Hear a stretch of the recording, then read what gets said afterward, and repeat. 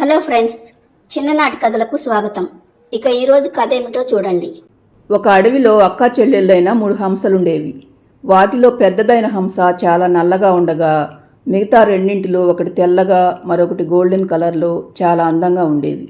ఆ అందమైన హంసలు రెండు నల్ల హంసను ఎప్పుడూ అవమానిస్తూ చిన్నచూపు చూస్తుండేవి. కానీ ఎక్కడి నుండో వచ్చిన ఒక తుని పిచ్చుక మాత్రం నల్ల హంసతో స్నేహంగా ఉంటుండేది. ఒకరోజు తెల్ల హంస గోల్డెన్ హంస సరస్సులో స్నానం చేస్తుండగా వాటిని ఒక నక్క చూస్తుంది. నక్క వాటిని చూడగానే, అబ్బా, ఈ హంసలు ఎంత అందంగా ఉన్నాయి, వీటిని గనుక మా మంత్రిగారైన పులిరాజుకి పుట్టినరోజు కానుకగా ఇచ్చానంటే నన్ను చాలా మెచ్చుకుంటాడు, అంతేకాకుండా నాకు కూడా వాటా ఇస్తాడు అనుకుని అక్కడి నుండి నేరుగా పులి దగ్గరికి వస్తుంది నక్క. నక్క ఆయాసపడుతూ రావటం చూసిన పులి, ఏమిటి నక్క అంత హడావుడిగా వస్తున్నావు అని అడుగుతుంది. ఈసారి మీ పుట్టినరోజు కానుకగా ప్రత్యేకంగా ఉంటుందని హంసల మాంసంతో విందివ్వబోతున్నాను పులిరాజా అంటుంది నక్క. ఏమిటి, హంస మాంసంతోనా? నాకిదేదో కొత్తగా అనిపిస్తుంది. నేను దుప్పి మాంసం, మేక, కుందేలు ఇంకా ఈ అడవిలో దొరికే ఎన్నో జంతువుల మాంసాలను రుచి చూశాను, కానీ హంసను మాత్రం ఎప్పుడూ రుచి చూడలేదు. ఆలోచన కూడా నాకు ఎప్పుడు రాలేదు అంటుంది పెద్ద పులి. ఈసారి నేను మీకు హంసలతో విందిస్తాను పులిరాజా. ఒకటి కాదు, 2 అందమైన హంసలను మీ దగ్గరికి తీసుకువస్తాను. వాటిని చంపే బాధ్యత మాత్రం మీదే. ఏమంటారు మరి అంటుంది నక్క. సరే అలాగే, కానీ ఈ సంగతి ఆ సింహం రాజుకు మాత్రం తెలియనివ్వకు. మనమన్నీ వెధవ పనులు చేస్తున్నామని ఈ మధ్యన మన మీద అనుమానం వచ్చినట్లుంది. ఇక నుండి మనం చాలా జాగ్రత్తగా ఉండాలి, లేకపోతే నా మంత్రి పదవికే మంగళం పాడేలాగా ఉన్నాడు అంటుంది పెద్ద పులి.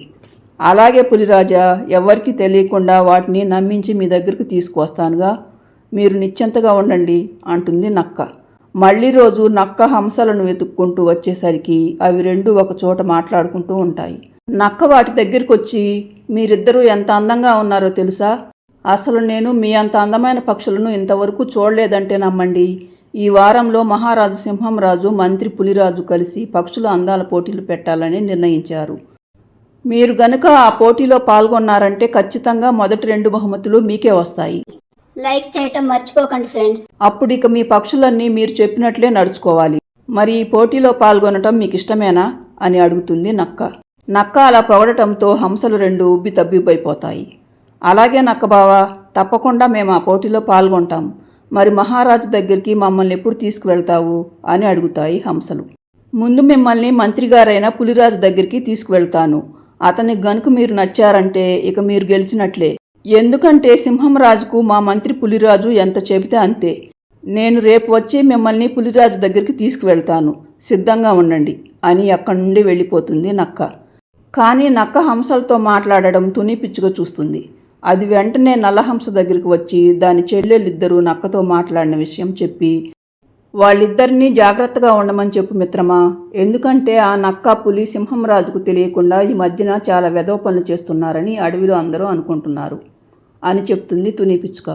తర్వాత హంసలు 2 రాగానే నల్లహంస, మీరిద్దరూ ఆ నక్కతో మాట్లాడుతున్నారని నాకు తెలిసింది.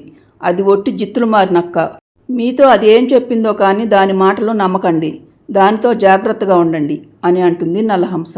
నువ్వేమీ మాకు చెప్పవలసిన అవసరం లేదు. మరో 4 రోజులైతే ఈ అడవిలోని పక్షులన్నీ మా మాటే వింటాయి. ఎందుకంటే ఎల్లుండి జరగబోయే పక్షుల అందాల పోటీలో మేము పాల్గొనబోతున్నాము. ఖచ్చితంగా ఆ పోటీలో మేమే గెలుస్తాము. అప్పుడు అందరూ మేము చెప్పినట్లే వినాలి. నీకెలాగూ ఆ పోటీలో పాల్గొనే అవకాశమూ అదృష్టమూ లేదు.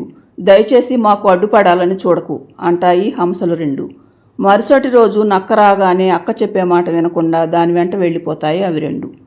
హంసలు 2 వెళ్ళిన తరువాత నల్లహంస తుని పిచ్చుకతో, మిత్రమా, నేనంటే నల్లగా ఉంటాను, అందాల పోటీకి పనికిరాను, కానీ నువ్వు అందంగానే ఉంటావు కదా, మా చెల్లెళ్లతో పాటు నువ్వు కూడా అందాల పోటీలో పాల్గొనొచ్చు కదా, నాకు మీ ముగ్గురిలో ఎవరు గెలిచినా ఒకటే, ఏమంటావు మరి అని అంటుంది నల్లహంస. ఎందుకో నాకు ఆ నక్క మాటలు నమ్మాలనిపించడం లేదు మిత్రమా. ఎందుకైనా మంచిది, మనిద్దరం ఒకసారి సింహంరాజు దగ్గరికి వెళ్ళి కనుక్కుందాం, నిజమేమిటో తెలిసిపోతుంది అంటుంది తుని పిచ్చుక. నువ్వు చెప్పింది నిజమే మిత్రమా, మనమిప్పుడే సింహంరాజు దగ్గరికి వెళ్దాం పదా అని నల్లహంస తుని పిచ్చుక సింహంరాజు దగ్గరికి వచ్చేసరికి అక్కడ ఒక ఏనుగు నిలబడి ఉంటుంది. హంస తుని పిచ్చుకలను చూడగానే ఏమిటి ఇలా వచ్చారని అడుగుతుంది ఏనుగు. మేము మహారాజును మంత్రిగారిని కలిసి మాట్లాడదామని వచ్చాము, మమ్మల్ని వాళ్లతో మాట్లాడిస్తారా అని అవి 2 అడగగానే, సింహంరాజు బయటికెళ్లారు. ఇక మంత్రిని మాత్రం నేనే.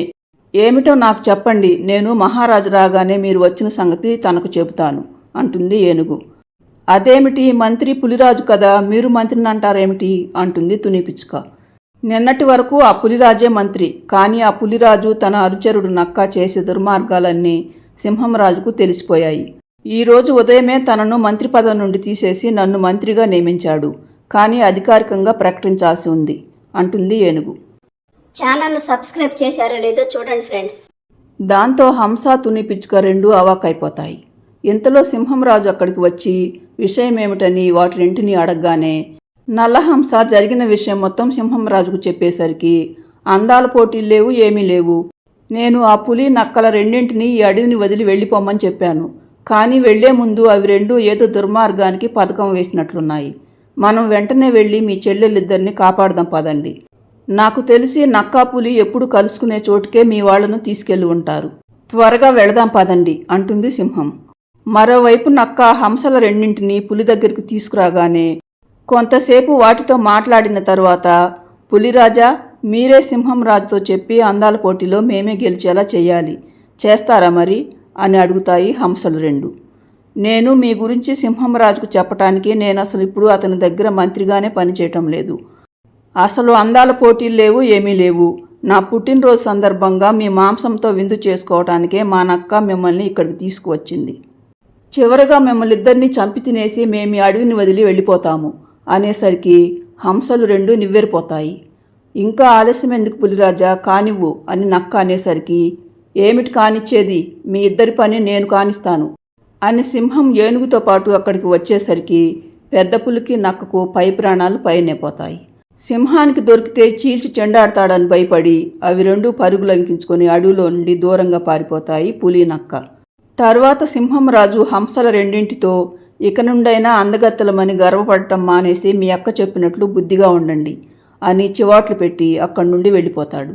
తర్వాత హంసలు రెండు తాము అందగత్తెలమనే అహంకారంతో అవమానించినందుకు నల్లహంసకు క్షమాపణ చెప్పి, ఈరోజు నువ్వు ఈ తుని పిచ్చుక లేకుంటే ఆ పులి నక్క చేతిలో మేము చచ్చుండేవాళ్ళమక్క. మీరిద్దరూ మాకు ఈరోజు ప్రాణభిక్ష పెట్టారు. ఇక నుండి మేము మీరు చెప్పినట్లే వింటాము. ఇక నుండి మనం నలుగురం అక్కా చెల్లెళ్ళం అని అంటాయి.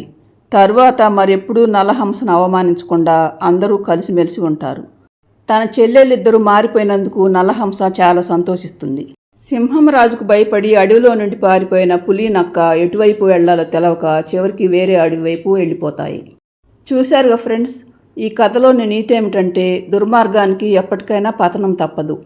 ఫ్రెండ్స్, ఈ స్టోరీ నచ్చితే లైక్ చేయండి, మన ఛానల్ను సబ్స్క్రైబ్ చేసుకోండి. Thanks for watching this video.